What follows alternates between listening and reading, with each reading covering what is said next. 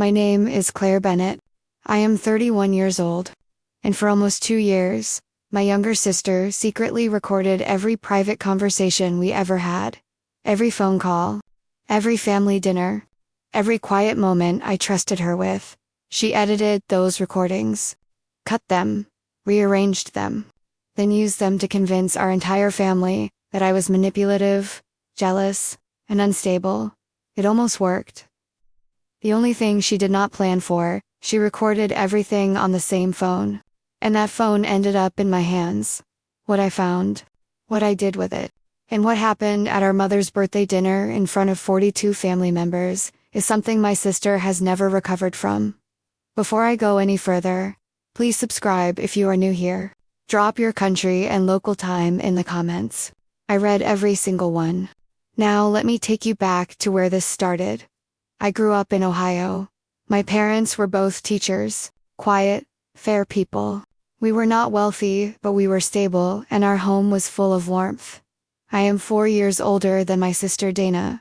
Growing up, Dana was magnetic in a way I was not. She could walk into any room and within minutes everyone loved her. My parents adored her. Extended family adored her. Teachers adored her. I did not resent her for it. Not then.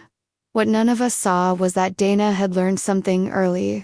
Charm was a tool, and tools can build things or destroy them. I graduated from Ohio State, built a marketing career in Columbus, and at 27 I met Elliot through a mutual friend. We dated 18 months and got engaged. Dana was one of the first people I called. She cried, said she was so happy, asked about everything. 3 weeks later, she started dating Elliot's closest friend, Marcus. I thought it was coincidence. Sweet even. To sisters. To close friends. I was wrong about what it meant. The problems started quietly, the way they always do. Small things first. A comment Dana made to my mother, that Elliot seemed less like himself since meeting me. Then Elliot's sister told me Dana had pulled her aside, expressing concern that I seemed controlling. That Elliot felt pressured. Elliot had never said any of that to me. When I asked him directly, he looked genuinely confused. I started paying attention differently after that. Every time something good happened in my life, Dana reframed it to someone in our family. My promotion became obsession with status. Looking at houses with Elliot became rushing him. My friendships became pulling away from family. None of it came with proof. All whispers and loving concern, impossible to argue against without sounding paranoid. I felt like the walls were slowly moving inward, and no one else could see them. Then my mother called, her voice careful in a way that made my stomach drop. Dana played me a recording of a conversation between you and her. I went very still. You said things about controlling Elliot, keeping him from certain people. Mom, I never said anything like that. Claire, I heard your voice. I sat down on my kitchen floor. My legs just stopped holding me. She told me the date. I remembered that day. Dana and I had talked for almost an hour about our grandmother's birthday plans. Completely ordinary. Mom, we talked about Grandma's birthday. That is all. Silence. The recording I heard did not sound like that, she said. I did not sleep that night. I went back through every conversation I had ever trusted Dana with, and I understood. She had been collecting them, recording them, building something piece by piece. Next morning I called Rachel, my closest friend who works in audio production. If she edited those recordings, there will be traces, cuts, inconsistencies. If you get the original files, I can tell within an hour. If they were manipulated, would need her phone. Then you need her phone. 2 weeks later, Dana left her phone at my parents' house during Sunday dinner. My mother set it by the door for pickup. I was still there. I had 10 minutes. I am not proud of what I did. I went through her phone, found the recordings folder. Not 10 files. Not 20. 47 recordings spanning 19 months. I airdropped everything to my phone in 7 minutes. Set her phone back exactly where it had been. Dana returned, kissed my mother on the cheek, waved at me warmly, and left. I drove home with 47 recordings of my own voice. Rachel came over that evening. We went through every file. The originals were there. Our real conversations. My actual voice, talking about birthdays, holidays, ordinary days. The edited versions filed separately, carefully labeled. Rachel found cuts in the first file. Showed me on the waveform exactly where my words were spliced. A sentence from one conversation grafted onto another. My voice saying things I never said in orders I never said them. Same manipulation in 31 of 47 files. We documented everything.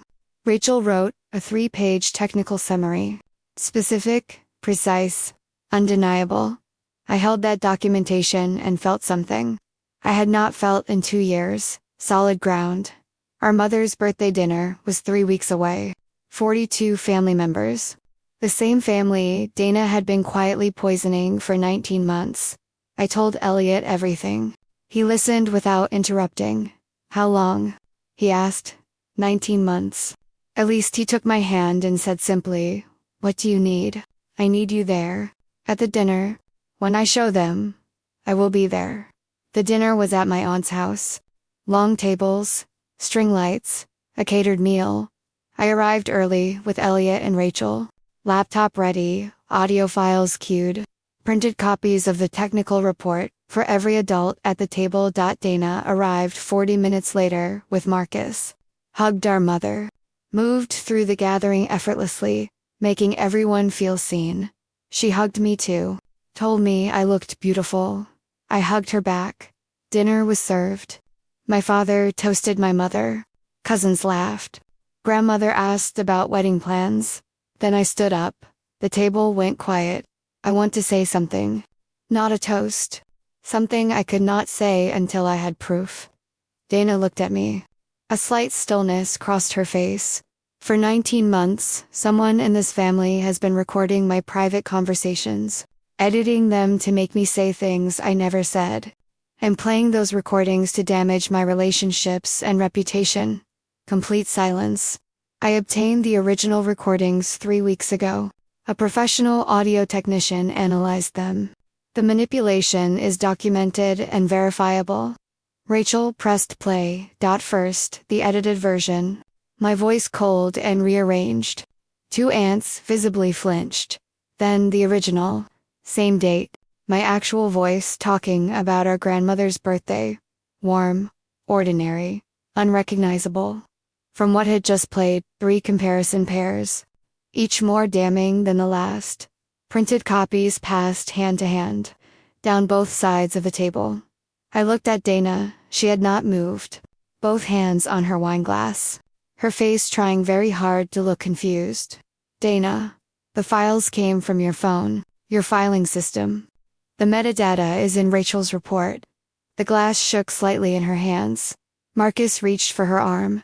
She pulled away. Then my mother's voice from the end of the table. Very quiet. Dana. Dana looked at our mother. And in that single second, something collapsed inside her. Not loudly, just structurally. She stood up, said she needed air. Walked to the gate. Marcus followed. She did not come back. Dana called 4 days later. Not to apologize. To explain. Said she was protecting the family. That I was always the favored one. That I was taking things out of context. I listened. When she finished, I said one thing. Dana, you edited my voice to say things I never said. There is no context for that. She hung up. My parents were quietly devastated. My father barely spoke for 2 weeks. My mother called me one evening. I believed her over you. My own daughter. Can you forgive me? Yes. I meant it. Dana had practiced this for 19 months. Elliot and I married 7 months later. Small ceremony. 40 guests. My parents were there. Rachel was my maid of honor. Dana was not invited. Not from anger. From clarity. There is a difference. It has been 1.5 years. Dana sent a Christmas card, hoping we could move forward. I kept it. Have not responded. My relationship with my parents has slowly rebuilt. Trust does not return the way it left. It comes back in smaller pieces. But it comes back. My mother said something the week after the dinner that I have never forgotten. She was so careful about everything, except one thing. What? I asked. She forgot that truth makes the same sound whether someone is recording it or not. Have you ever had someone twist your words into something unrecognizable, while people you love believed the twisted version? Drop recorded in the comments if this story reached something real in you. Subscribe if you are new here. Every week I share stories about family, truth, and the moment evidence speaks louder than the lie.